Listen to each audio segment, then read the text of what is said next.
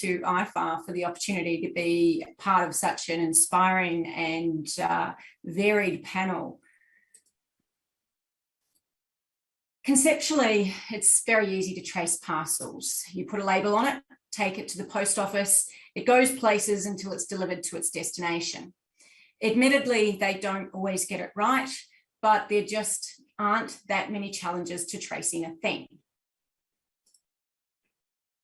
The reality is it's much harder to trace a live animal, and in particular horses. The fundamental goal of traceability is to identify an animal and record and track that animal's movement through identified locations over and over again for its lifetime. What that requires is a horse with identification. So for the purpose of this example, meet horse 123. We need to track when horse 123 moves from location W to location X, and be confident that it is the same horse that comes out of X and goes into location Y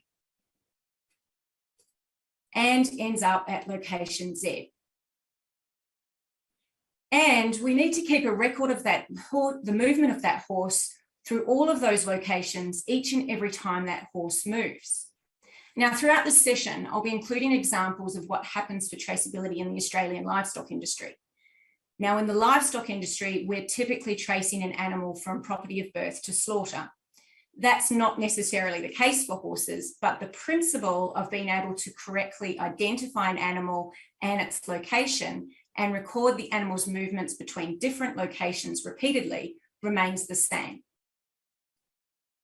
So when you think about what traceability is designed to do holistically, then this means that for the horse industry, there are challenges to traceability. Firstly, lifetime traceability is a long time. The racing industry has jurisdiction only over the breeding and racing phases of a horse's life, but no authority after horses leave this part of the industry, and a long part of their life is spent outside of this. Horses move a lot over their very long life, domestically and internationally. There can be multiple changes in ownership or custody or responsibility over their lifetime, and ownership doesn't always mean custody or direct responsibility. Identification of the location of the horses varies by jurisdictions or may not even exist.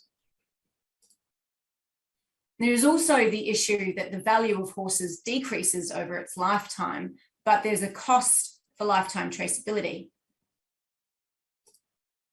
And there are issues with different technology being used with no connection between technology. So when you look at the goal of traceability and the challenges to the horse industry compared to the livestock industry, there's a lot to think about. Luckily, there's a traceability toolkit that has the essential tools that, when considered strategically, will help you overcome the challenges of tracing horses. The first tool is actually the unique identifiers used to identify both horses and locations. And then we have internal and external traceability. Next, we have a central interoperable repository or register. And then there also needs to be a primary purpose for the traceability system, as well as the compliance framework that will underpin it. Stakeholder cooperation is an essential tool. And lastly, but importantly, the commercial model for traceability also needs serious consideration. Tracing horses is challenging, but we're going to look at each of these tools and what needs to be considered. So the first tool relates to unique identifiers. Every location the horse will be moved needs to be uniquely identified. Every animal needs to be individually and uniquely identified. Now, both are required. If you're only identifying horses, that's only one part of the equation. In the Australian livestock industry, we have a legislated system where each site livestock will be moved to is given what's called a property identification code. animal identification then occurs through the use of RFID ear tags for cattle. The horse industry is in a unique position because of the fairly broad use of microchips. You're a step ahead of where the livestock industry was when they moved to a national traceability system. Your unique identifiers, or your microchips, are also much more secure than what's used in the livestock industry because ear tags can be very easily removed. And in relation to uniquely identifying all the locations horses will move between, which is the other part of unique identifiers, my understanding is there are gaps. So you need to look at how you can overcome those gaps, and you may be able to leverage how locations are identified in other industries. The next tool in our toolkit is internal and external traceability.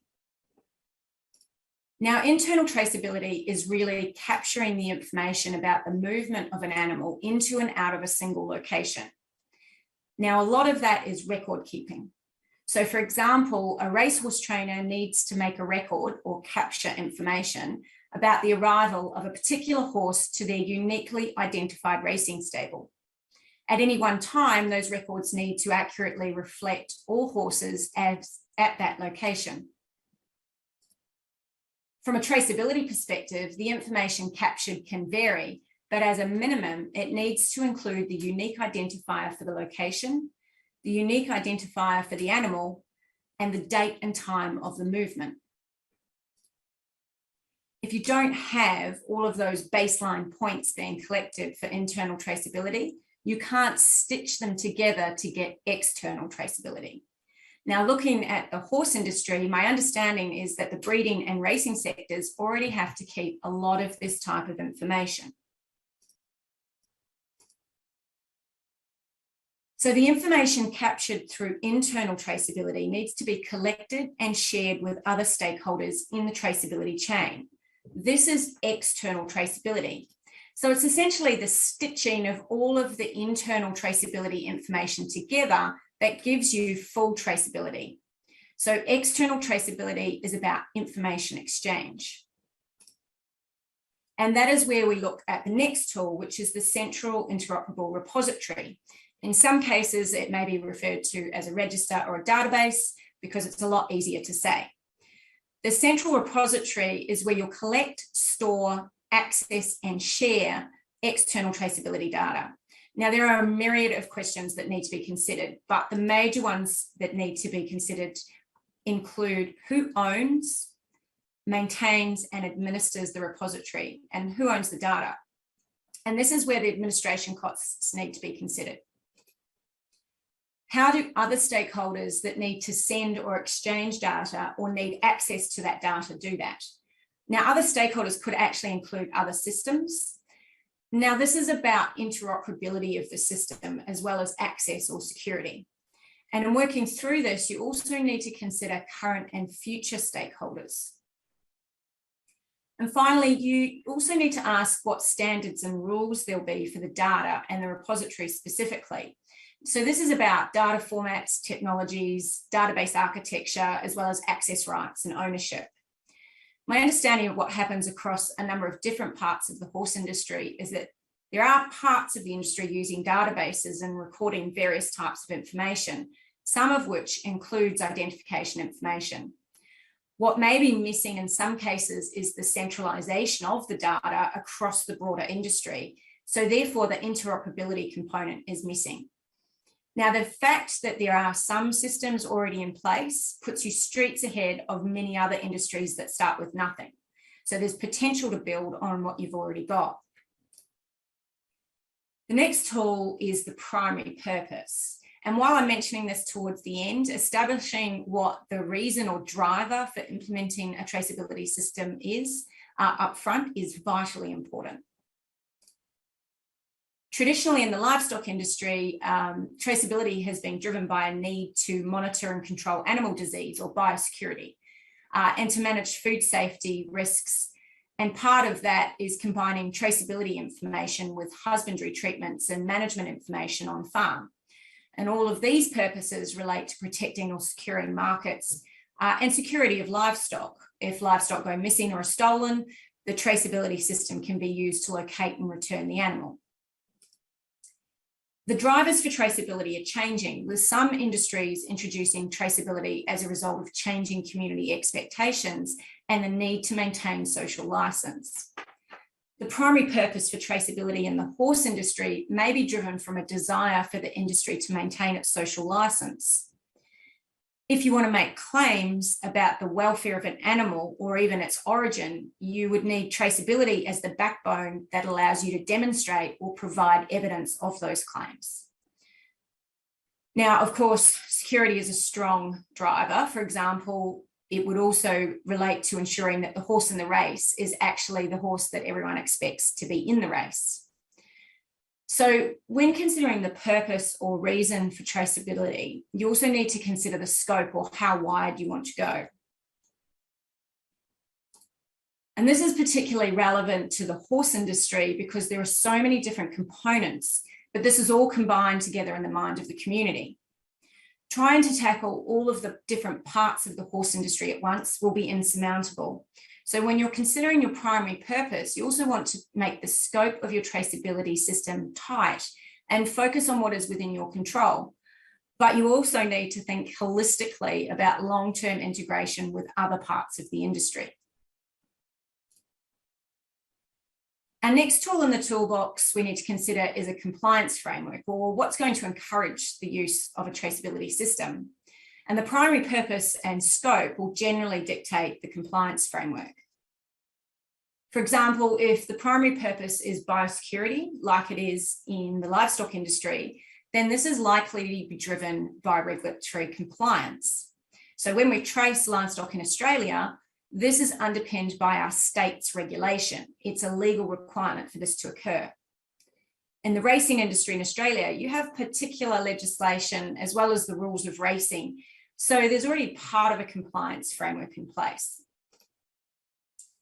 Now, if the primary purpose relates more to community expectations, then the framework is likely to focus on conformity and be industry driven. For example, we see conformity programs relating to things like certified organic foods or RSPCA approved products such as eggs and poultry, or we're also seeing sustainability claims. The optimal approach to traceability is one where there is regulatory compliance supported by industry conformity initiatives to demonstrate compliance. So again, in the Australian livestock industry, the government regulatory requirement for traceability is supported by industry initiatives around approving different types of identifiers for use, establishing data standards and administrative rules, and managing the database.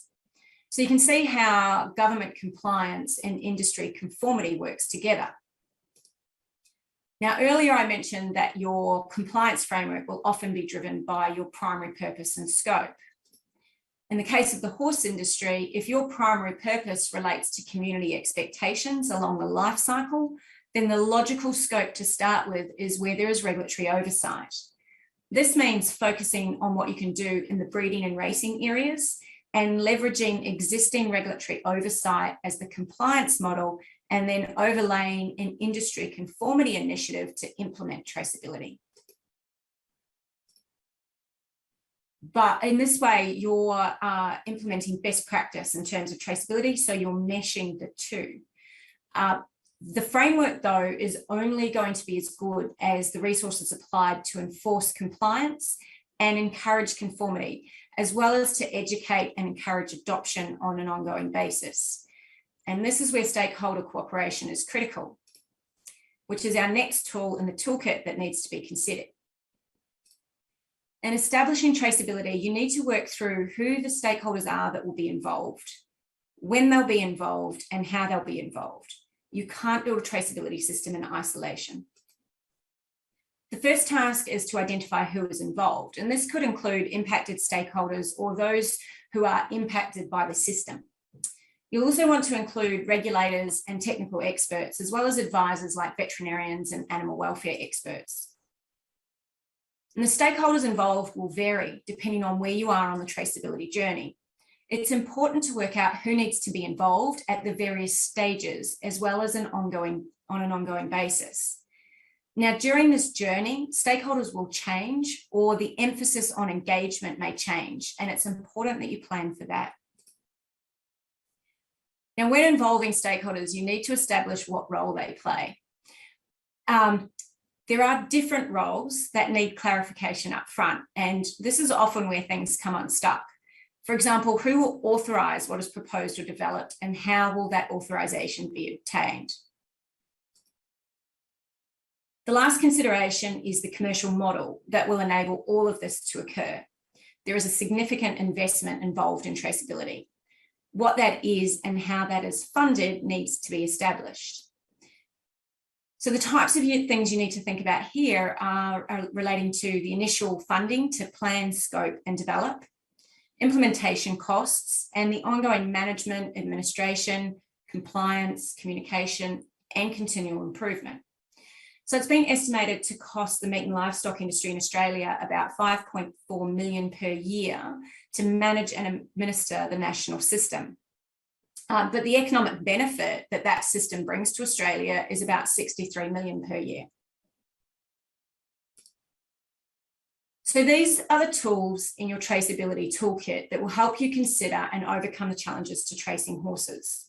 Now, throughout this session, I've been talking about what the horse industry has that aligns to each tool. So to finish, let's have a look at how that stacks up for the horse industry. So work needs to be done to determine the primary purpose and establishing a compliance framework, and in particular defining the scope. So in the first instance, you may focus on the breeding and racing phases of a horse's life, but design your systems with interoperability with the equestrian sector or government systems in mind for later integration. Focus on the part of the industry you can influence rather than trying to get everything lined up. And once you can demonstrate traceability in action, other parts of the horse ownership landscape can be brought on board. Now, I would suggest that stakeholder cooperation would be possible given the variety of registrations and attendance at this forum. Cooperation is crucial. Now, you do need to formalise who's involved, when they're involved, and how they're involved, and think about the life cycle of your traceability system. From a commercial model, designing a robust traceability system in collaboration with your stakeholders and implementing the system will take time, effort, and resources. It's not a trivial undertaking, it is a significant one. So the commercial model is going to need consideration as you work through all of the other tools. Now, you have unique identifiers in the form of microchips. There's some challenges with uniquely identifying locations, but there are precedents in other industries that can help guide how this is addressed.